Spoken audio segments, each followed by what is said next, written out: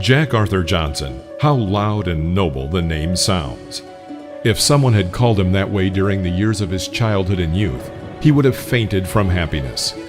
Growing up during the height of the Jim Crow era, it would have never occurred to anyone to call a black guy Jack Arthur Johnson. Most often he was addressed with a phrase that today is considered extremely offensive and in some areas would have been met with violence.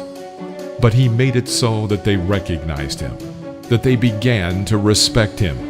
Yes, they did not love him because the white gentlemen in those days could not love someone whose skin color was different from their own, but respect him they did. This is an undoubted feat, for the whites began to respect the hereditary slave. Yes, Jack Arthur Johnson, better known as Jack Johnson, the son of two former slaves, became the world's first black heavyweight champion.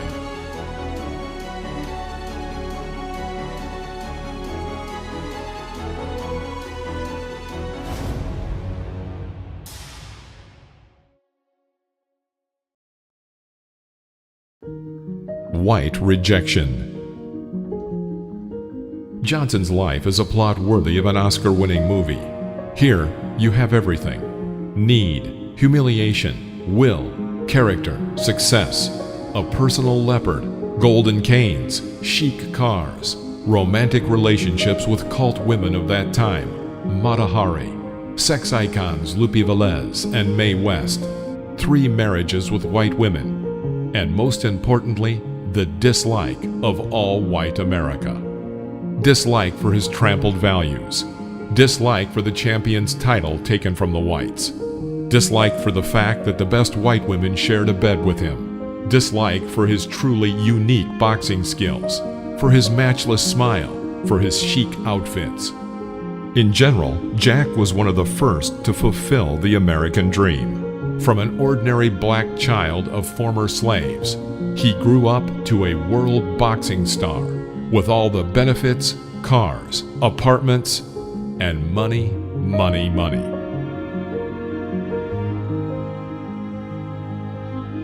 The way to boxing. Our hero was born on March 31st, 1878 in Galveston, Texas. His childhood can be characterized into 2 words: total poverty. He worked constantly, either at the docks or as a dishwasher. It is noteworthy that Jack, as a teenager, ran away from home and lived on his own. He made his first start in boxing at the age of 16. He honed his skills in various halls, simultaneously fighting for money. In 1897, he officially debuted in professional boxing. The debut was a success. Jack knocked out Charlie Brooks.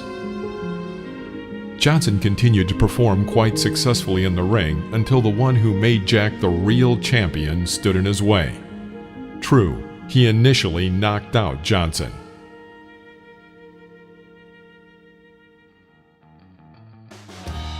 Joe Choinski. In February, our hero entered the ring against a certain Joe Choinski and lost this fight by knockout.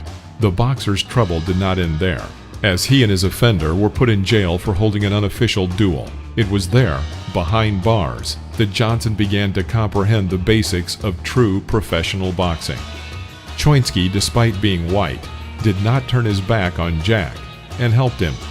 The guys often entertained other prisoners by holding training matches. These were truly irreplaceable mastery classes for the future champion. First title, Black Champion. In 1901, Johnson was in jail, but in February 1903, he won the title of Black World Champion. In the title fight, the Galveston Giant beat Ed Martin by points. Later, he defended his title 4 more times. All these successes in the colored environment did not affect Jack's career development. He stood virtually unopposed, because not a single white boxer, especially a world champion, wanted to defile himself with a duel against a black fighter.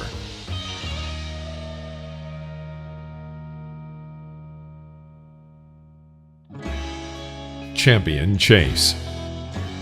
This injustice continued until 1906, when the champion white title went to the Canadian Tommy Burns.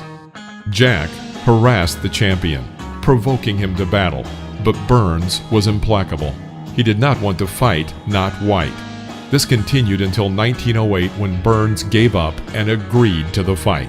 It happened like this. The Canadian could no longer resist the attacks of the black opponent and set the last condition. He requested $30,000 for the fight. It was a colossal amount of money at the time. Apparently, Tommy hoped that Johnson would not be able to get such money. But the next thing happened. A sponsor was found to give the Canadian the required amount. That meant one thing. The battle of the century was to take place. It was this fight that should have been called the Battle of the Century, because for the first time in history, a black challenger came out to fight with a white champion. Century Fight. For this historic battle, a special Rushcutters Bay Stadium was constructed near Sydney, Australia. The battle itself took place on December 26, 1908, and ended with the unconditional and crushing victory in favor of Jack Johnson. Within a few seconds, Burns was on the floor. Burns got up and was knocked down again.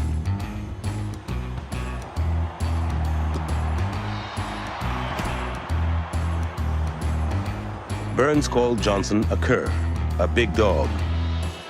"Come on and fight, nigger," he said. "Fight like a white man." Burns started it by calling me a yellow cur and used other language which it would be impossible for me to report. I only kidded him in a nice way. Burns and his cornermen kept up a torrent of racial abuse. Johnson just smiled back and gave as good as he got. He pointed to parts of his own body, his stomach, his sides. "Hit here, Tommy," he said. "Hit here." Whenever Burns tried, Johnson battered him again.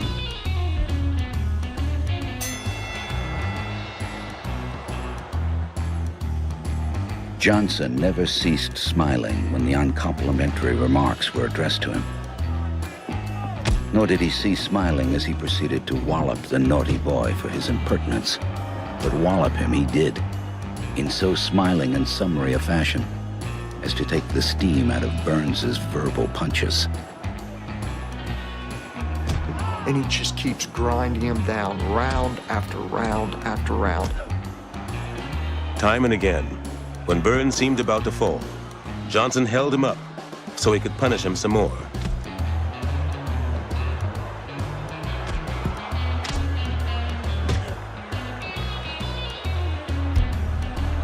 Some in the crowd now began to shout, "Stop the fight! Stop the fight!"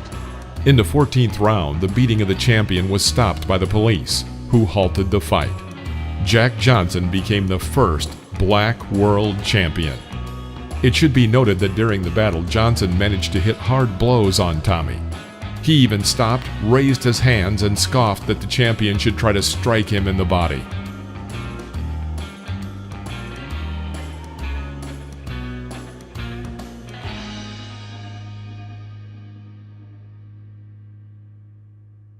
After Burns and up to Jeffries.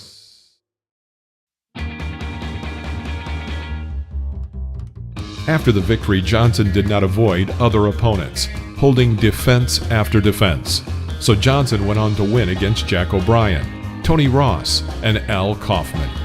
In his fight against Stanley Ketchel, the champion knocked out 5 of his teeth, 2 of which were imprinted on Johnson's glove.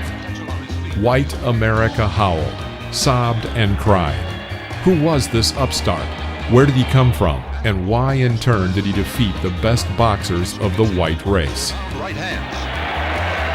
Johnson goes down, surprised to find himself put on the canvas by this little man. He's up at 8 and attacks ferociously. Now Stanley drops like a stone. Johnson trips, but he rises quickly.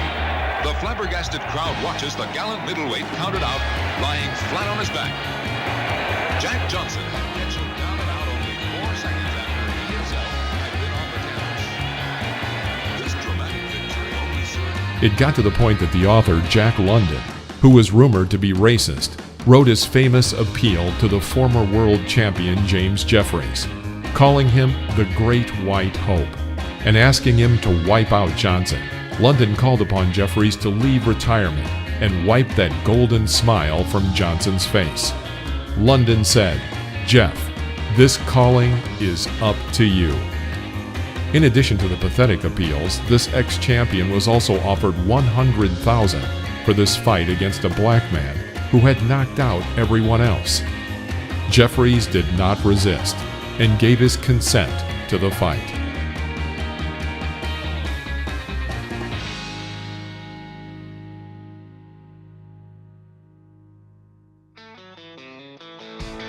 July 4th, 1910, the Great White Hope versus the Outstanding African American.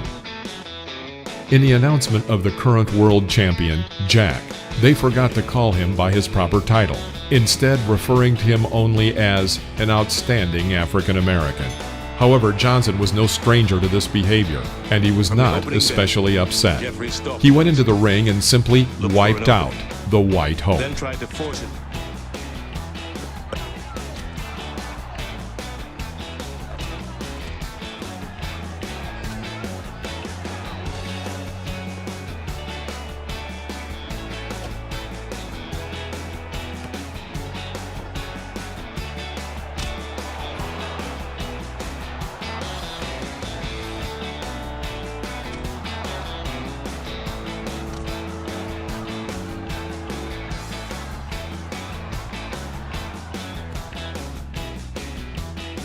Don't rush, Jim, Johnson said. I can do this all afternoon. But Johnson's sharp, accurate punches were taking a devastating toll.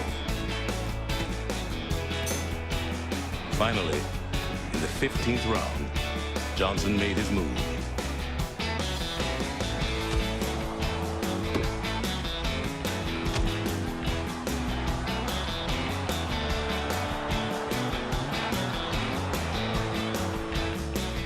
In the 15th round, Jeffries threw in the white towel from his corner. After the fight, Jeffries said the following: "I couldn't have knocked Johnson down even in my best years. I just couldn't really hit him and deliver an accented blow. No, I couldn't reach his level in 1,000 years." The most interesting thing happened after the battle, when Jack London himself had to write a report on the battle. It turned out that the person who wrote the appeal to the Great White Hope and asked him to wipe out the black champion now needed to write praises to this upstart Johnson. It was beyond the power of London, and he managed to squeeze out only the following lines. After using some derogatory reference to Johnson's skin color, London said he, referring to Johnson, did not show his golden teeth, and that was the closing remark from the famous publicist. After the fight with Jeffries, a wave of racial violence swept America, referred to as the Black Mayhem. In certain areas of the country, people of color were beaten, cut, burned, shot, and lynched. This was the price of Johnson's victory. Johnson was forced to go into the shadows so as not to be a victim of revenge. He disappeared from the public for 2 years. Later, when the passions had subsided, Jack again surfaced. He boxed, married, opened the Black Champion Cafe, fought off attacks by police and judges when 11 cases were brought against him in 1913 alone. He was found guilty of violating man's law, fled to Europe, boxed in Europe, returned to the States, served 8 months in jail, and remained undefeated until 1915. The unique Jack Johnson held his last fight in 1938. At the time, he was 60 years old. Are you still surprised at Hopkins?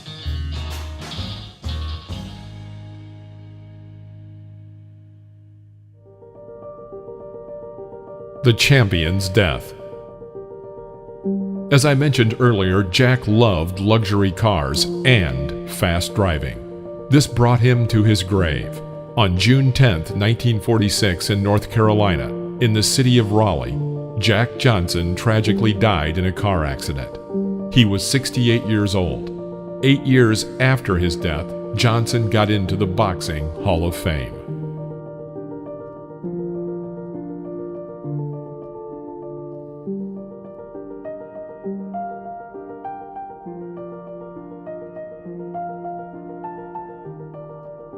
a final word. Reading the life stories of people like Dewey Bossella, Bernard Hopkins, and Jack Johnson, we can understand that by and large our fate is in our own hands. If you throw away all the sentiment, there are two ways to live your life: to sit and do nothing, reproach fate and its injustices, or bite the bit and rush to meet your dreams. Often, others will resist you, both literally and figuratively, and try to hold you back. All this will be, but it's worth going through so that in the end you can say, "I did it, I tried, I was not afraid."